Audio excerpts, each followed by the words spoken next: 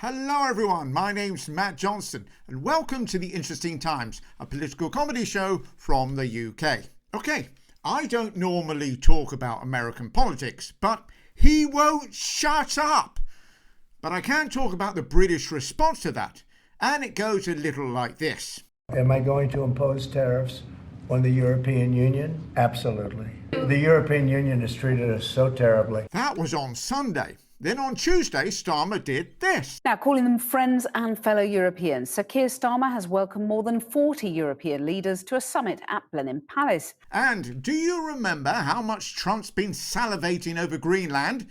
Be careful, Greenlanders. He does like to grab stuff. Well, Greenland is the territory of Denmark. And who did Starmer have for dinner the other day?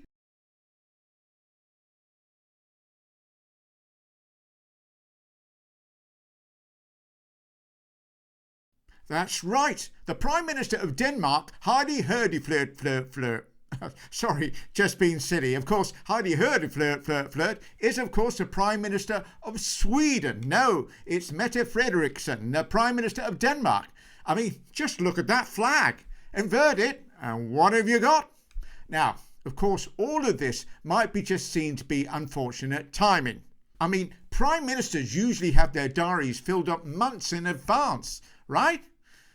Except then there's this. And just finally, there's been reports today the UK government is keen to push through the Chagos Island deal, giving sovereignty to Mauritius. And it has upset quite a few people. I mean, the right kind of people. That you don't go around giving away military bases. We own these islands already. This deal must be stopped. Now, why should we pay to give away things that we already own? Our national absolutely security. not in our national interest. It's in our it's national in China's national interest. How come Starmer can give billions to the Mauritian government? And not just here. It's upset those in America too, including John Kennedy. No, not the brainworm guy, although you could be forgiven for thinking that. No, wait, I hear you say. I know John Kennedy. Wasn't he shot in the head? Again, not this guy. But yes, I appreciate it looks like all the evidence is there, right? But no, this is John Neely Kennedy, as in nearly got the name of the islands right. This is India. This is China. Years ago, the Chagos Islands were owned by France. France ceded the Chagos Islands to our friends in Great Britain, UK. It's actually the Chagos Islands. But well done on being able to pick out China on a map. I mean, if you did need a pointer. Here's the issue, and I say this new regime in the States, as a Brit, we didn't own these lands and neither did France. They were actually uninhabited at the time. Like that would have put us off. But as far back as the 16th century, that we know of, maybe even further, the Chagos Islands have been used by Mauritians for fishing expeditions. But what has made Senator John Kennedy get so invested in these small islands half a world away? Could it be some British influence? Let us examine the evidence here. This is, at the time, Home Secretary Suella Braverman from a couple of years ago.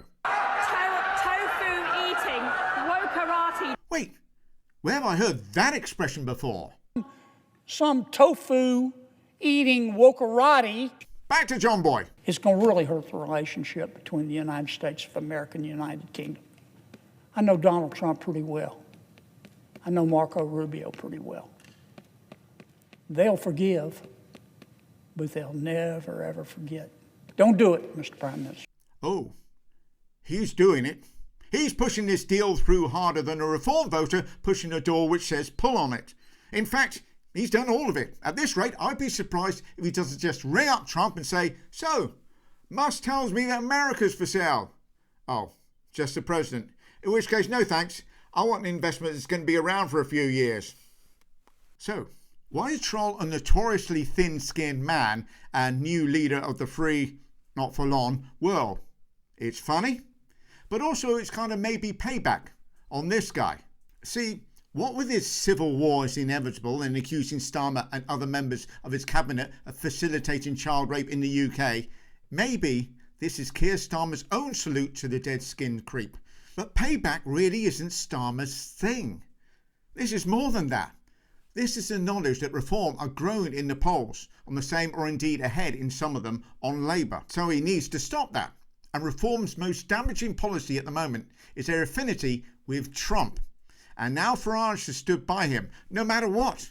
But now Trump's got a new concubine and doesn't need the toad-faced one anymore, and Musk has turned on him as well. But they're still left with a legacy of supporting a man who's going to do a whole lot of damage to the world's affairs.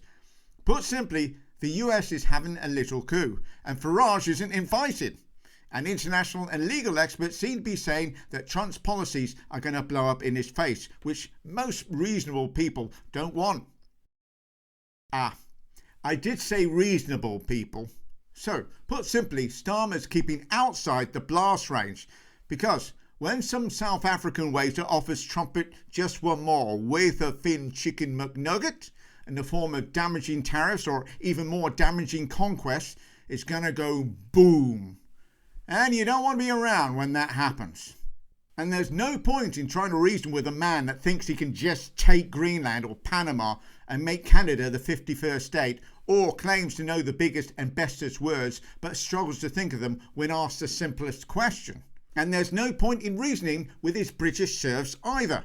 You've got to treat them like that drunk guy clutching a can of special brew on the tube and muttering that he's going to glass you with it. Just smile and ignore them. And that's it. No time to talk about football. Really? Is that what we're talking about? Because I'm not really that much. Okay, yeah, so we're talking football. And racism in football. Oh yes, Sam Kerr. I know a brother, Wayne. No, really, don't applaud.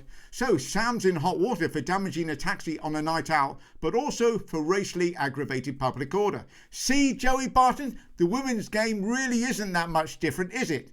So, what was the racism? The Matilda's captain admitted she was trying to offend a police officer when she called him stupid and white. Okay, I mean, yeah, I get it. It's sort of not cool, but, and bear with me here, isn't the offensive part of that sentence stupid? You're stupid. Fair enough, and white. How dare you? But the prosecuting counsel has said, what if she said black and stupid? Then that would have been even more confusing, as the officer would have said, but I'm not black. Again, what he should have said is, but I'm not black, or stupid. Or if we're being pedantic about it, or clearly I'm being pedantic about it, then what he should have said is, but I'm not black, and I don't believe I'm stupid due to one being a fact and the other being an opinion. I'm giving this way too much thought. I really need to move on. All right, so let's move on to football, women's football, which again, I can only remind everyone that I know nothing about. Anyway, Alan Brazil on TalkSport has been branded a dinosaur for some outdated views on the women's game. To be fair, I always saw him as a dickadocus. Alan's not a stranger to controversy though, having previously made a racially offensive remark to the men's Japanese team and called Robin Williams selfish for taking his own life. Wait a minute. Misogynistic, racist, talks crap about things that he doesn't understand? Nigel, are you thinking what I'm thinking? I hope not. No time to talk about the British people who have been given the chance to vote on a new name for the Archbishop of Canterbury, after the last one, Justin Welby, was forced to step down over safeguarding failings. So, how about either an idea not to report abuse to the police, or Jesus Christ, or John Paul, George and Ringo? But let's be honest, this is the British public we're talking about. They're just going to go with Popey McPopeface, aren't they? No time to talk about Zia Yusuf, the suspiciously Muslim-sounding leader of Reform. Oh, he is a Muslim? Okay. Anyway, it appears he's starting to make sense. No, really. I think history will judge Boris Johnson as one of the most damaging prime ministers in this country's history. Damaging? I mean, tell me about it. Here he is driving a digger through a suspiciously flimsy brick wall, wrecking an umbrella, and flattening a small child in his urge to get a try. Oh, and of course leaving the single market of one of our biggest trading partners where we had a whole ton of favourable perks to boot. Still, agreeing with the chairman of Reform, what is the world coming to? You know, if you're talking about a Tory reform merger, no, that's not uniting the right. The Tories are an extremely left-wing party. And we're back. And finally, I did say a couple of weeks ago that I would be doing a EU Brexit type of slot at the end of the show. And here we are. So, roll the graphics.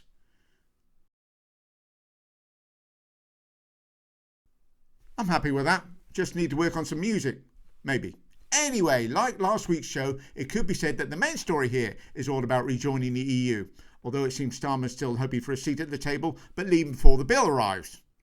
But one message from the EU leaders is the door is always open. And we need the UK in the European Union. I still miss the UK in the European Union. But there is certainly a possibility for a much closer agreement on trade. Brexit is the Brexit, but at the same time we have to work very closely together in these volatile times and geopolitical different. But if you're thinking that all of this means that the UK has realised that actually being a part of the EU would be good, then you haven't reckoned with former Tory MP and literal lanky streaker piss, Simon Clarke. What we cannot do, and this obviously has a shadow of the Brexit debate, which we'll probably come on to later, is deny people what they voted for. That is the most dangerous thing of all, and more dangerous than any plutocrat. Simon Clarke is 6'7". The most dangerous thing for him is hedge cutters. I mean, what on earth is he talking about? The most dangerous thing of all? We're back to treating Brexit like some mythical all-seeing entity that can never be questioned.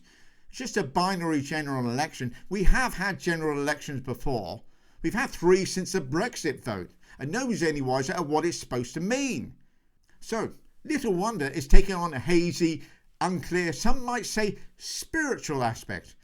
Because the vote was nearly a decade ago, and considering the demographic of a lot of those Leave voters, let's be honest, in a lot of cases you need a Ouija board to ask them why they voted for it. Thank you all so much for watching, and if you have enjoyed these vids, then feel free to like, share, subscribe and hit all the notifications bell. And I'll see you all next week. Take care all.